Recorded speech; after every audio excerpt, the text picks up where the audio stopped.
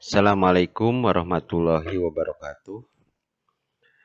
Perlu diketahui bahwa video sebelumnya itu merupakan video terakhir sebenarnya untuk materi kita, karena memang untuk uji-uji statistik pada kesempatan kali ini sebenarnya cukup sampai video yang kemarin.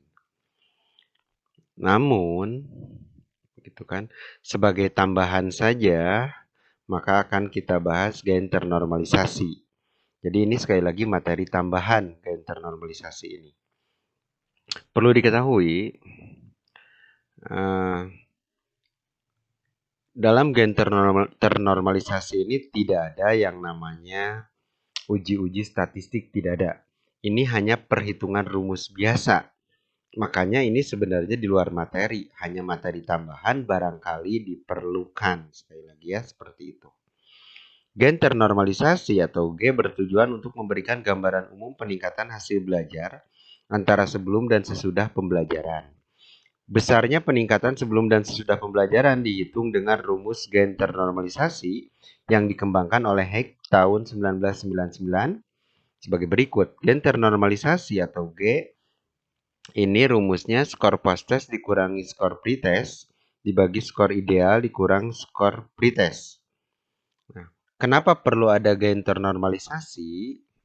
Perlu dipahami bahwa kalau misalnya nilai pretestnya sudah besar, biasanya agak sulit untuk ditingkatkan. Berbeda dengan kalau nilai pretestnya kecil. Itu relatif lebih mudah untuk meningkatkannya, sehingga tidak perlu dinormalisasi begitu. Jadi tidak hanya perbedaan saja.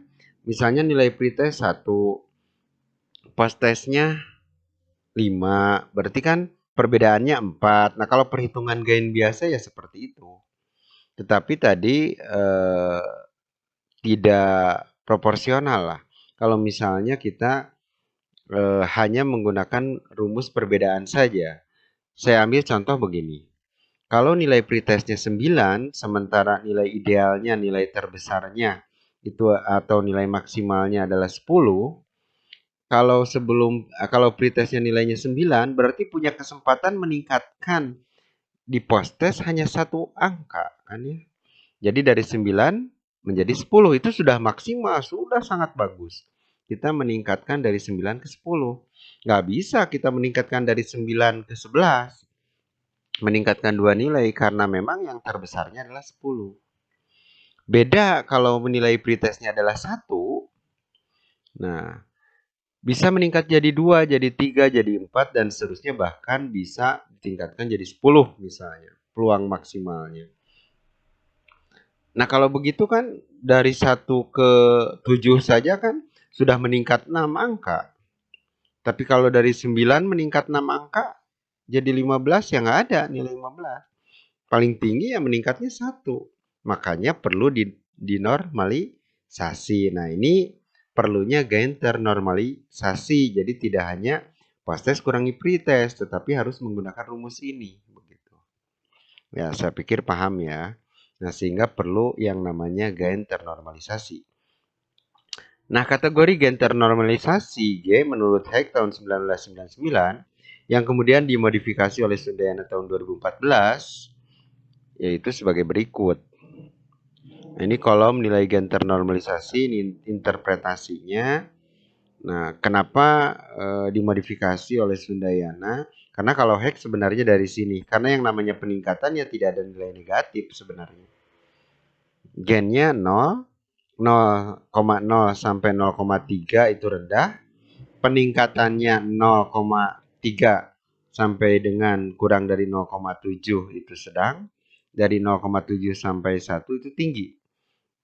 Jadi indeks gain ternormalisasi ini indeks gainnya atau G-nya itu paling tinggi adalah 1 dan paling kecil adalah 0. Itu menurut Hayek sebelumnya seperti itu.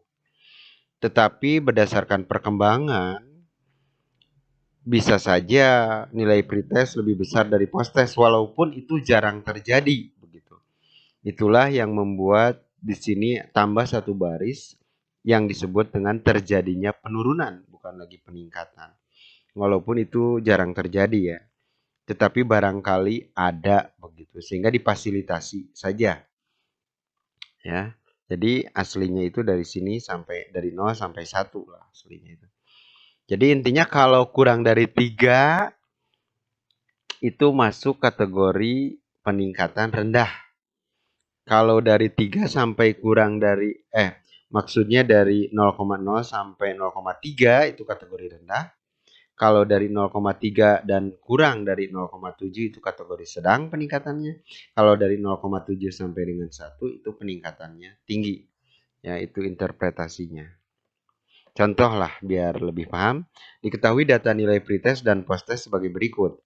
Siswa 1 sampai 10 nilai pretestnya ini, nilai posttestnya ini. Dengan skor ideal 10, hitunglah rata-rata nilai gen ternormalisasi dari data tersebut. Pretest, posttest, berdasarkan rumus kita harus mencari dulu posttest kurang pretest. Ya. Ini hasilnya, lalu skor ideal dikurang pretest, kan 10 kurang 5, ya 5 dan seterusnya. Dan gen ternormalisasi adalah skor posttest dikurang pretest dibagi skor ideal kurang pretest. Jadi 3 bagi 5, 0,6, 3 bagi 4, 0,75, dan begitu seterusnya. Ini masing-masing interpretasi. 0,6 tadi sedang, 0,75 karena lebih dari 0,7 yaitu tinggi, 0,29 kurang dari sama dengan kurang dari 3 ya, kurang dari 3 yaitu rendah, 0,63 sedang, dan begitu seterusnya. Dan 0,34 gen ternormalisasi ini dirata-ratakan, 0,34 termasuk dalam kategori sedang ya. 0,34 ini termasuk kategori sedang. Jadi rata-rata nilai gen ternormalisasi sama dengan 0,34 dengan kategori sedang. Artinya, nah mohon maaf ini tidak jelas, kita kembalikan ke sini. Artinya, rata-rata nilai pretest ke posttest mengalami peningkatan dengan kategori sedang. Ya, jadi lihat rata-ratanya masuk kategori sedang. Jadi artinya peningkatan nilai rata-rata dari rata-rata peningkatan ya dari nilai pretest ke posttest mengalami peningkatan dengan kategori sedang. Karena 0,34 itu masuk di 0,34 di antara ini yaitu sedang. Nah, itu saja barangkali sebagai tambahan, sebagai wawasan saja materi gen ternormalisasi ini, karena memang kadang-kadang banyak digunakan, walaupun ini sebenarnya sekali lagi bukan uji statistik, bukan materi inti begitu ya, bukan materi pada statistik yang seharusnya diberikan, tetapi karena banyaknya permintaan untuk menjelaskan ini, ya, makanya saya jelaskan dan ini sebagai tambahan saja. Itu saja yang dapat disampaikan pada kesempatan kali ini. Dan ini merupakan materi tambahan dan sekaligus video yang terakhir. Dan kita akhiri saja. Wassalamualaikum warahmatullahi wabarakatuh.